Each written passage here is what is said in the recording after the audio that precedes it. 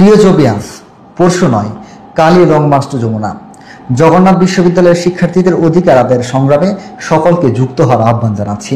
জগন্নাথ বিশ্ববিদ্যালয়ের শিক্ষক, কর্মকর্তা, কর্মচারী, ছাত্রছাত্রী এবং যারা যুক্ত আছেন সকলকেই এই সংগ্রামে অংশগ্রহণ করার জন্য অনুরোধ করছি।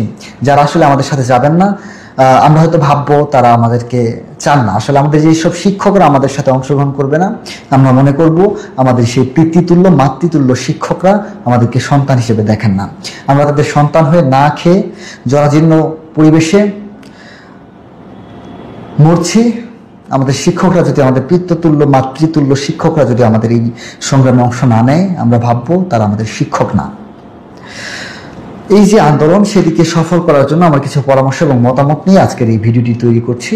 আমরা একটু বলতে চাই, প্রথমতই আমরা যখন আসলে যমুনার উদ্দেশ্যে রওনা দিব, সেই একটি বিষয় মাথায় রাখতে হবে। অধ্যাপক মোহাম্মদ ইউনূস কিন্তু দুপুরের আগেই চট্টগ্রাম থাকবেন, চট্টগ্রাম বিশ্ববিদ্যালয়ের একটি সমাবর্তনে, এবং তিনি কিন্তু তার যেই গ্রামের বাড়ি সেখানেও যাবেন, চট্টগ্রাম বন্দরে যাবেন, সেখানে বৈঠক করবেন। মোটামুটি 5টি কর্মসূচি নিয়ে তিনি কিন্তু সকালেই যমুনা থেকে বের হয়ে যাচ্ছেন। সো আমাদের এই বিষয়টি একটু নজরে রাখতে হবে। পরবর্তীতে আসলে আমাদের রোডম্যাপ নিয়ে একটু আলোচনা করা দরকার। সেটি হচ্ছে যে আমাদের যে লং মার্চ টু যমুনা কর্মসূচি, সেই কর্মসূচি কোন রুটে হবে, কোন কোন জায়গা আমাদের জন্য রেড জোন সেটি সিলেক্ট করতে হবে, সেই সব জায়গার প্রতি সেই সব জায়গাগুলো আসলে আমরা কিভাবে ওভারকাম করব সে বিষয় নিয়ে আলোচনা করতে হবে এবং সুস্পষ্ট বার্তা দিতে হবে সকল শিক্ষার্থীকে। আমি আরও একটি বিষয় নিয়ে আমাদের আলোচনা করতে হবে, সেটি হচ্ছে মিডিয়া কাভারেজের জন্য।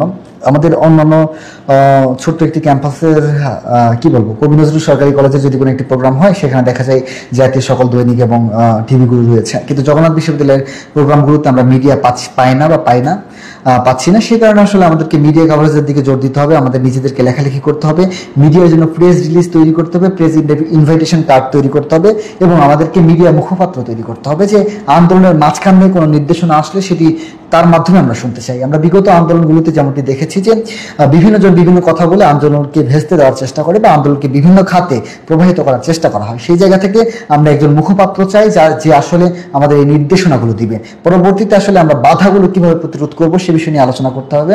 আর একটি বিষয়, সেটি হচ্ছে যে প্রচন্ড গরম যেহেতু ঢাকায় পড়ছে, কালকে হয়তো গরম থাকতে পারে বা বৃষ্টিও হতে পারে, সেই বিষয়টি মাথায় রেখে আমাদের শিক্ষার্থীরা অসুস্থ হতে পারে, সেই জন্য আমাদের মেডিকেল টিম একটা রাখতে হবে এবং আমার প্রয়োজন আমরা বিশ্ববিদ্যালয় থেকে আমাদের অ্যাম্বুলেন্স যে সেবাটি সেটি আমরা সাথে নিব এবং শারীরিক এবং মানসিকভাবে প্রস্তুতি রাখতে হবে।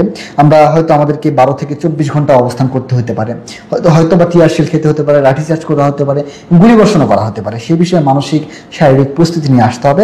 আমরা যদি আসলে 12 ঘন্টা বা 14 ঘন্টার মতো অবস্থান করি, তাহলে সেই জন্য আমাদের খাবার বা পানীয় ব্যবস্থা সব মিলিয়ে আমাদের সব বিষয়গুলো নিয়ে বিবেচনা করে এবং শিক্ষার্থীদের ক্লাস পরীক্ষা এইসব বিষয় নিয়ে বিবেচনা করে, এবং আসলে আমরা যাতে মিডিয়াতে যখন কথা বলবো, আমরা ইন্ডিভিজুয়ালি অনেকেই কিন্তু বিভিন্ন মিডিয়াতে তখন কথা বলবো, সেই কথা বলার সময় আমি কি বলছি, আমি ভেবেচিন্তে বলছি কিনা, এইসব বিষয় নিয়ে অবশ্যই বিবেচনা করে কথা বলতে হবে। কারণ আমাদের প্রতিবেশী প্রতিষ্ঠানগুলো আমাদেরকে হয়তো ডমিনেট করার জন্য, ট্রল করার জন্য বসে আছে আমাদের এই কথাবার্তা নিয়ে। সুতরাং আমাদের কার্যক্রম, আমাদের কথাবার্তা খুব শালীন হতে হবে, সুন্দর হতে হবে। সর্বোপরি যে বিষয়টি আমি বলতে চাই, সেটি হচ্ছে যে আমাদের যে প্রাণের দাবি রয়েছে, সেই দাবি যাতে এই সংগ্রামের মাধ্যমে আদায় হয়, এটি প্রত্যাশা।